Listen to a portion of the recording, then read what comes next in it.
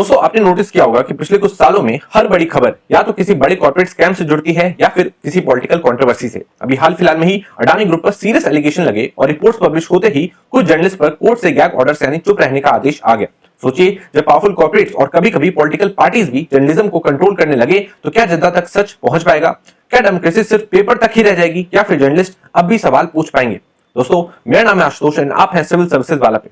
दोस्तों आज हम एक ऐसे टॉपिक पर बात करने वाले हैं जो सीधा प्रेस फ्रीडम और हमारी डेमोक्रेसी से जुड़ा है। सोचिए जरा, अगर कोई जर्नलिस्ट किसी बड़े कॉर्पोरेट या पावरफुल व्यक्ति पर रिपोर्ट करता है और कोर्ट उसे तुरंत चुप करा दे तो क्या होगा? पब्लिक तक सच कैसे पहुंचेगा? यही इश्यू है इंटरिम इंजेक्शन इन डिफेमेशन केसेस का। और आज हम डिस्कस करेंगे बुनार्ड स्टैंडर्ड का। बुनार्ड स्टैंडर्ड क्या है, सुप्रीम कोर्ट ने 2024 में ब्लूमबर्ग वर्सेस जी एंटरटेनमेंट केस में क्या कहा, अडानी एंटरप्राइजेस का ताजा मामला क्या है और इसका लार्जर इंपैक्ट जर्नलिज्म और फ्री स्पीच पर क्या पड़ने वाला है, इन सारी चीजों के ऊपर आज हम लोग डिस्कशन करने वाले हैं। तो सबसे पहले समझते हैं बुनार्ड स्टैंडर्ड को। दोस्तों ये प्रिंसिपल आया था इंग्लैंड की कोर्ट से, केस था बुनार्ड वर्सेस पेरिमन 1891 का। इसमें कहा गया कि अगर किसी जर्नलिस्ट पर डिफेमेशन का आरोप है तो कोर्ट तब तक रोक नहीं लगाएगा जब तक ये क्रिस्टल क्लियर ना हो कि जर्नलिस्ट अपनी बात डिफेंड ही नहीं कर पाएगा। मतलब सिंपल वर्ड्स में, जब तक ये साबित ना हो जाए कि जो लिखा गया है वो बिल्कुल ही झूठ है और डिफेंड करने का कोई चांस नहीं है, तब तक बैन नहीं लगाया जा सकता। अब इंडिया में ये स्टैंडर्ड क्यों इंपॉर्टेंट है? क्योंकि हमारे कॉन्स्टिट्यूशन का आर्टिकल 19(1) सब क्लॉज ए हमें देता है freedom of speech and expression. हाँ, आर्टिकल 19 सब क्लॉज 2 में कुछ रिस्ट्रिक्शंस है, जैसे कि पब्लिक ऑर्डर, मोरालिटी, डिफेमेशन वगैरह। लेकिन कोर्ट्स ने हमेशा कहा है कि प्रायर रिस्ट्रेंट यानी पहले से रोक लगाना डेमोक्रेसी के लिए बहुत खतरनाक है, और खासकर जब बात जर्नलिस्ट की हो तब, क्योंकि उनका काम होता है पावर को क्वेश्चन करना। अगर हर बार कोई कंपनी या पॉलिटिकल पार्टी डिफेमेशन केस डालकर उन्हें चुप करा दे तो जर्नलिज्म का मतलब ही खत्म हो जाएगा। इसलिए सुप्रीम कोर्ट ने कहा है कि एक्स पार्ट इंजेक्शन यानी बिना दूसरी साइड को सुने रोक सिर्फ एक्सेप्शनल केसेस में ही होने चाहिए। अब आते हैं इंडिया के एक लैंडमार्क केस ब्लूमबर्ग वर्सेस जी एंटरटेनमेंट का, जो कि 2024 का केस है। दोस्तों केस हुआ था 1 मार्च 2024 को, जब ट्रायल कोर्ट ने ब्लूमबर्ग को ऑर्डर दे दिया कि वो अपनी रिपोर्ट हटा दे। रिपोर्ट में एलिगेशन था कि जी एंटरटेनमेंट नाम की कंपनी में अकाउंटिंग इरेगुलरिटीज है।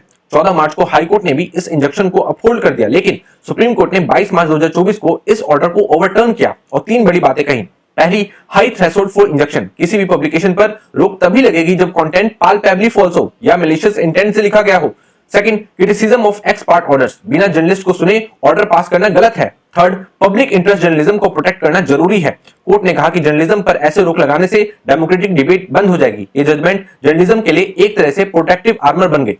दोस्तों अब आते हैं ताजा और कंट्रोवर्शियल मामले पर। 6 सितंबर 2025 को दिल्ली के रोहिणी कोर्ट में अडानी एंटरप्राइजेज लिमिटेड के फेवर में एक एक्स पार्ट गैग ऑर्डर दे दिया। इसमें जर्नलिस्ट प्रांजल गुहा, रवि नायर, अभि दासगुप्ता, यशकांत दास, आयुष जोशी और वेबसाइट जैसे pranjoy.in, adaniwatch.org, adanifiles.com.au को डायरेक्ट किया गया कि वो अडानी के खिलाफ कोई अनवेरिफाइड और डिफेमेटरी कंटेंट पब्लिश नहीं करेंगे। पुराने articles, tweet, social media post सब डिलीट करेंगे और प्लेटफॉर्म को कहा गया कि 36 घंटे में फ्लैग्ड यूआरएल्स ब्लॉक करें। और सबसे डेंजरस बात, अडानी को खुद लिबर्टी दे दी गई कि वो फ्यूचर में कौन सा लिंक हटवाना चाहते हैं वो खुद डिसाइड कर सकते हैं। सोचिए जरा, ये सिर्फ पुरानी चीजों तक लिमिटेड नहीं था, ये तो फ्यूचर पब्लिकेशन पर भी ब्लैंकेट बैन था। ये क्लियरली सुप्रीम कोर्ट के ब्लूमबर्ग जजमेंट और बुनार्ड स्टैंडर्ड दोनों ही खिलाफ जाता है। दोस्तों जर्नलिस्ट ने इस गैग ऑर्डर को चैलेंज किया। 18 सितंबर को दिल्ली डिस्ट्रिक्ट कोर्ट में सुनवाई हुई। जज आशीष अग्रवाल ने 4 जर्नलिस्ट रवि नायर, अभि दासगुप्ता, यशकांत दास और आयुष जोशी के खिलाफ गैग ऑर्डर क्रैश कर दिया।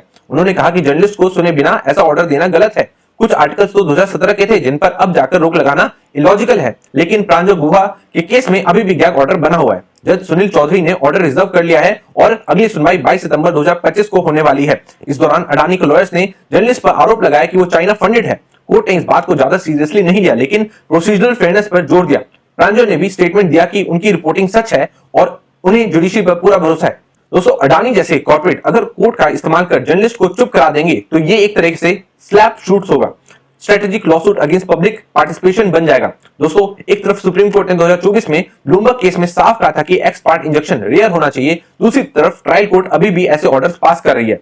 जब जर्नलिस्ट पर ब्लैंकेट बैन लग जाता है तो कोई भी सोचेगा कि चुप रहना ही बेटर है। केस लड़ने का टाइम, पैसा और स्ट्रेस किसके पास है? इससे जर्नलिज्म की बैकबोन ही टूट जाती है। तो दोस्तों ये पूरा मामला हमें एक बहुत बड़ा सवाल छोड़ता है कि क्या इंडिया में प्रेस सच में फ्री है? 2024 का ब्लूमबर्ग केस हमें उम्मीद देता है कि सुप्रीम कोर्ट जर्नलिज्म को प्रोटेक्ट करता है, लेकिन 2025 का अडानी केस दिखाता है कि ग्राउंड लेवल पर अभी भी जर्नलिस्ट पावरफुल कॉर्पोरेट और लोअर कोर्ट ऑर्डर से लड़ रहे हैं। 22 सितंबर का जजमेंट बहुत क्रूशियल होगा। ये तय करेगा कि हमारा जुडिशरी प्रेस को कितना प्रोटेक्शन देता है। और याद रखिए, फ्री प्रेस डेमोक्रेसी की ऑक्सीजन है। अगर इस ऑक्सीजन को रोका गया तो डेमोक्रेसी खुद दम तोड़ देगी।